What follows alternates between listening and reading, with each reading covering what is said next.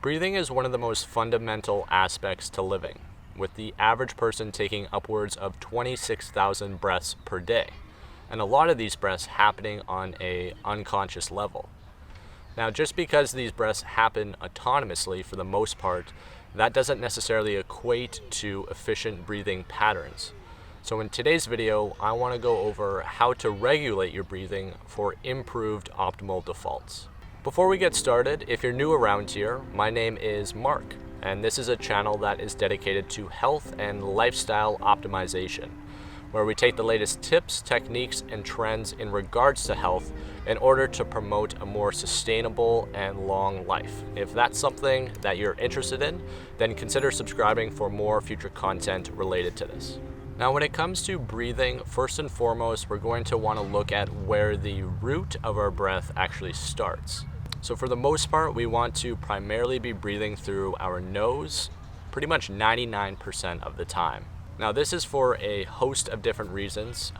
For example, our nasal cavity itself actually acts as a filtration system for our lungs. This is going to assist in balancing out the acidity and pH levels within our blood. And it's also going to assist in oxygen reuptake overall in our bloodstream. For the most part, your nose is meant to be your primary breathing source, and the mouth is just here to act as your primary eating source.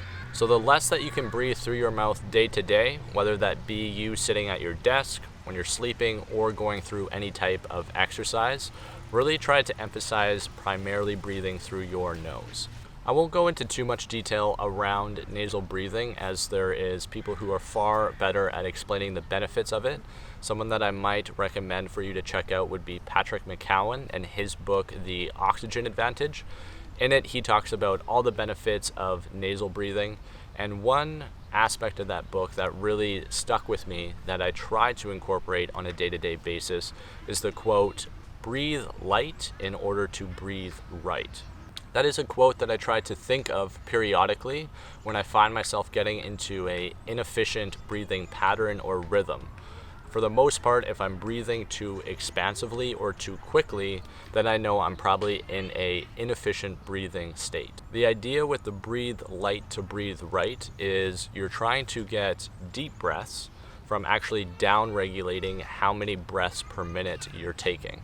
Depending on how inefficient your current breathing pattern is, I believe the ideal breath cycle per minute that you should be searching for is anywhere between 6 to 9 breaths. So over the course of the day, just try to practice primarily breathing through the nose. If you catch yourself breathing through your mouth too often, just go back to that nasal breathing and see if you can try to down-regulate how many breaths per minute it is that you're doing. The next aspect to regulating your breathing is to actually understand the function of how to breathe properly through your diaphragm. So what I'm going to do is we're going to jump on the ground and I'm going to go over how to breathe through your diaphragm properly. So diaphragmatic breathing. Let's first look at where the diaphragm is and then what it is responsible for. So the diaphragm is located kind of in this region here of my abdomen. And it's a muscle that kind of works almost like a piston in a car. So it moves kind of up and down this way, and it's responsible for kind of building pressure in through the abdomen and then dispelling it out. It's kind of our primary breathing muscle. But what can happen over time is if I chronically breathe, we'll say into my chest or into my scalenes up here, is this muscle can start to atrophy, or it can actually start to get weaker. And now I become more dependent on the musculature in through my chest and even through my neck up here. This is ultimately going to put us more into a sympathetic driven state rather than a parasympathetic one. And you can view the sympathetic nervous system as more or less your fight or flight mechanism, and the parasympathetic as kind of the calm and restorative state. So if you find yourself throughout the day constantly breathing up here, just think about what type of stress response you're programming into your body. Probably one that isn't going to be of benefit for your health long term, as the parasympathetic state tends to be where we can actually restore ourselves on a pretty deep level. So let's get into how to breathe through the diaphragm so we can start to restore this muscle and we can start to restore our nervous system to a more calm state as well. So you can do this exercise pretty much anywhere. I'm going to do it just out in the park. You can do it laying down on your living room floor. You can also do this seated in a chair as well. But the intention here is that I'm going to take my hands and they're going to kind of act more or less as like pincers, where I'm kind of pressing myself in this way. Now, if I don't have any pressure there, I'm going to be able to kind of squeeze in quite a bit. But the idea is I'm just putting a little bit of resistance there. So now if I try to push against that, so let me just take a little bit of an inhale. Now I'm limited because I kind of have this seatbelt of pressure around me. So what we're going to try to do is just get used to the gentle expansion and then the relaxation of the breath kind of coming back in where we're intended to kind of disperse air out. So I'll show you here from a seated position first, and then we'll do it on the floor as well. So all I'm going to do is just apply pressure this way. Again, we're going to try to breathe through our nose, kind of using that breathe light to breathe right principle. I'm not taking in a ton of air. I'm just more or less trying to focus on that very gentle expansion and retraction. So I'll take my inhale and then exhale, and you should see my hands come back in. And I'd say that breath was probably even too much. So I'm going to try to soften that a little bit.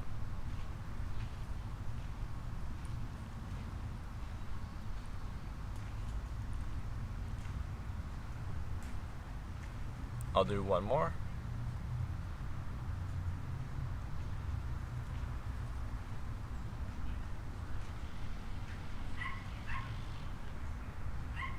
And the idea there is I'm kind of using the abdominal wall kind of like an imaginary cylinder, where I'm kind of just moving pressure out in a 360-degree fashion equally in all directions, and then I kind of just gently let that contract back in.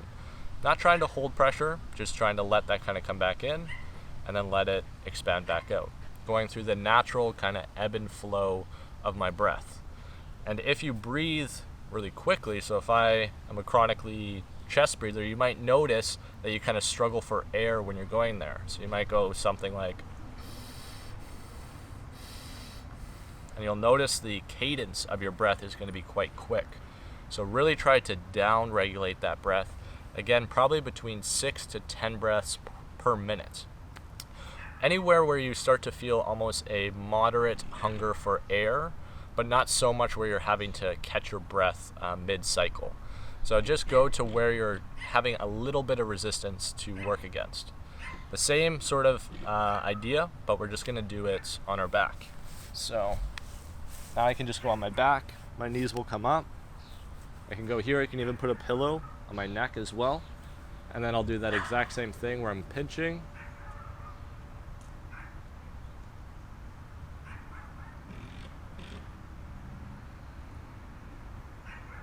And letting that go. So try to work through that. I would say 2 to 5 minutes per day. It's something that you could work on in the morning, and then you could also do it at nighttime before you go to bed. So practice that breath a minimum of 3 times per week, but see if you can progress up to 5 times per week or before you get into any type of movement practice.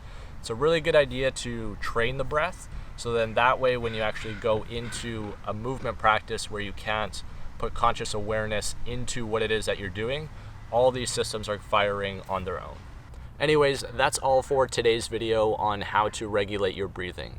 If you did find it informative, then don't be afraid to like this video as well as share it with someone who you think might find value in it. If you want more future content around health and lifestyle optimization, then make sure to subscribe to the channel as well as hit the bell so you are notified anytime that I post future content. And as always, make sure that you are prioritizing and then you are optimizing. Take care until then. Peace.